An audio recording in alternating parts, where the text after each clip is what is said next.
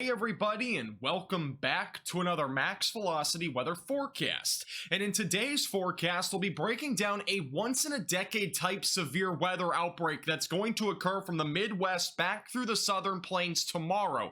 This will bring the threat for numerous to widespread damaging winds, several tornadoes, which a few could be strong, and large hail. I'll give you the latest breakdown on everything that you need to know in this forecast, but let's first begin with what's happening across the United States today that will lead to the threat of a severe weather outbreak tomorrow, beginning with the Rocky Mountains, which is where a low pressure system is gradually developing, and this is moving slowly off to the east. But what this is going to do is bring the threat for a severe weather outbreak tomorrow. It's going to pull a bunch of Gulf of Mexico moisture, a lot of instability is going to grow, and as well as a very strong jet stream and upper level and mid-level winds are going to create the threat for a severe weather outbreak tomorrow across a large chunk of the United States. In addition to that, tonight we actually have a lot of cloud cover in the southern plains, and this is what's actually going to limit the severe weather potential for tonight in the southern plains. There is actually a marginal threat of severe weather down here, but all this cloud cover is creating or really keeping a strong cap in place across those areas like Texas and Oklahoma.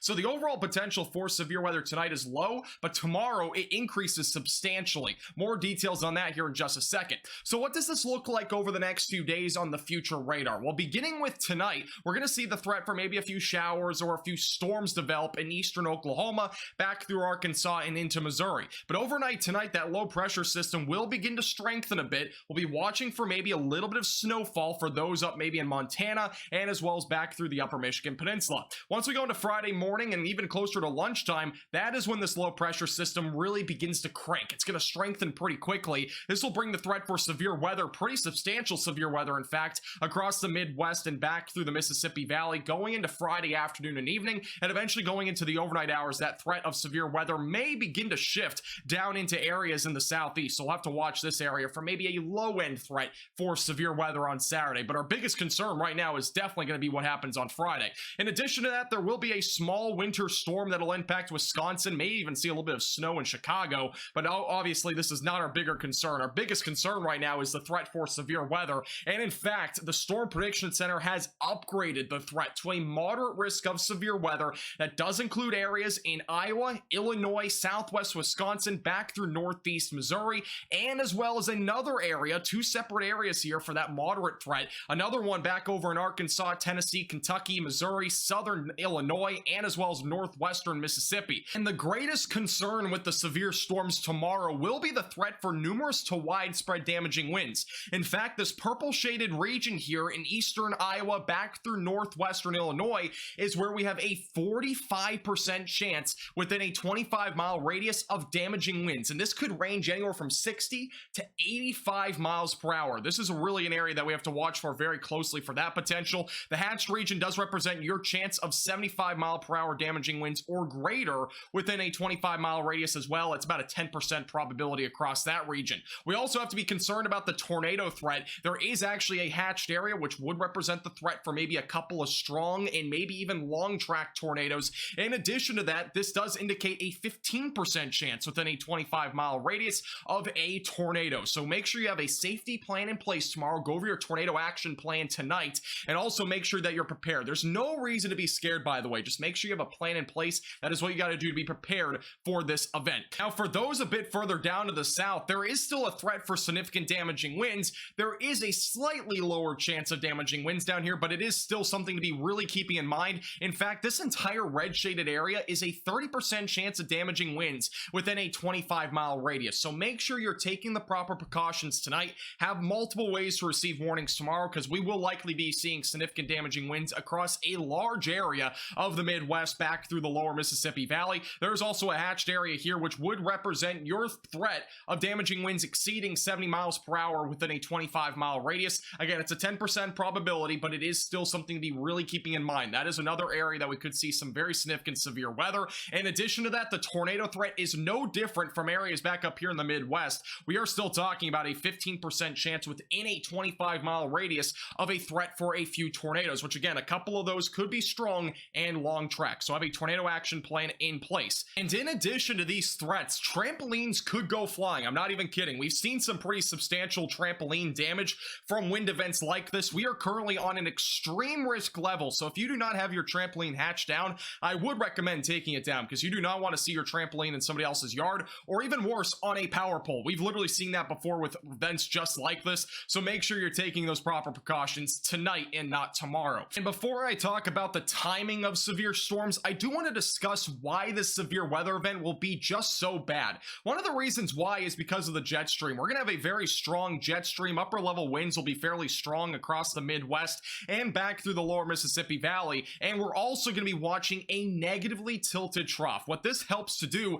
is essentially create a higher threat of severe weather because it creates more spin in the atmosphere, especially with upper level winds and the low level jet, which helps to rotate supercells. This is what helps to increase the tornado threat. And once we go throughout Friday afternoon and evening, we have a fairly strong area of winds in the lower levels, which again will help to rotate some of these supercells, and values upwards of 60 to 80 knots does represent a fairly strong environment for maybe a few tornadoes. In addition to that, closer to the low pressure system where that line of storms will likely develop tomorrow night, that is also where we could see a low level jet around 70 to 75 knots. So some embedded tornadoes in that line of storms will also be possible. And in addition to this, there will be a ton of moisture, which will lead to more buoyancy in the atmosphere, which will lead to a higher tornado threat, as well as a severe weather threat in general. The low pressure system will be centered back up here in Iowa as we go into Friday afternoon. That will lead to very strong southerly winds. Along with that, a very defined dry line, which is where we could see severe weather develop during Friday afternoon,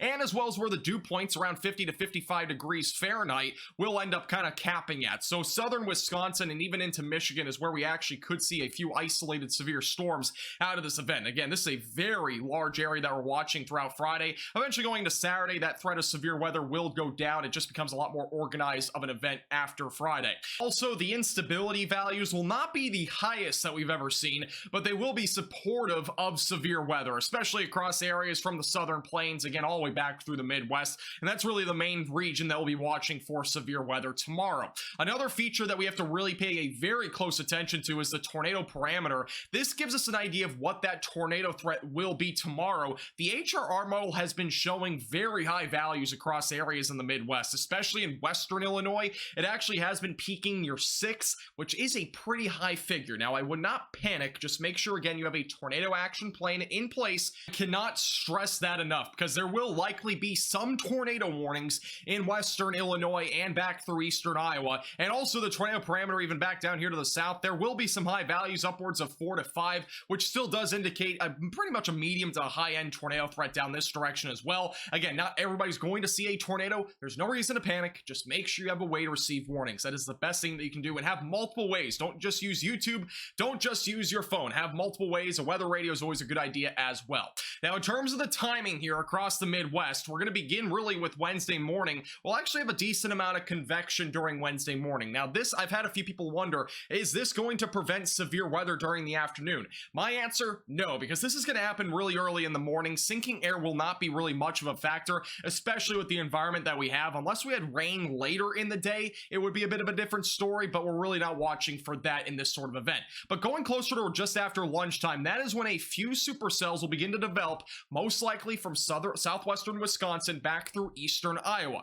Once we get closer to about 4 to 5 o'clock in the afternoon, that is when storms begin to erupt across eastern Iowa and eventually going into western Illinois. We'll be watching for the threat of really significant damaging winds and a few tornadoes across that region. Once we go closer to just after sunset, storms move over the Great Lakes and into Michigan, where the severe weather potential will start to go down a bit, and eventually going into the evening hours, those storms move off to the east. For those a bit further down to the south, we'll see storms really, again, there's a lot of convection in the morning, as I mentioned before. None of this will be severe, by the way, but once we get closer to the afternoon, we'll begin to watch storms develop across Arkansas through southeastern Missouri right around lunchtime, if not just after that, and eventually going into the afternoon. That is when we'll have a lot of supercells, most likely rotating, trying to produce some sort of tornado threat. In addition to that, there will be a lot of these storms producing damaging winds. There might be a little bit of hail, but the hail threat is actually our lowest threat out of this entire event. Once we go closer to the evening and overnight hours, this becomes more of a line of storms, bit of a disorganized line, but more of a damaging wind potential will exist, and we'll see more of a severe weather threat overnight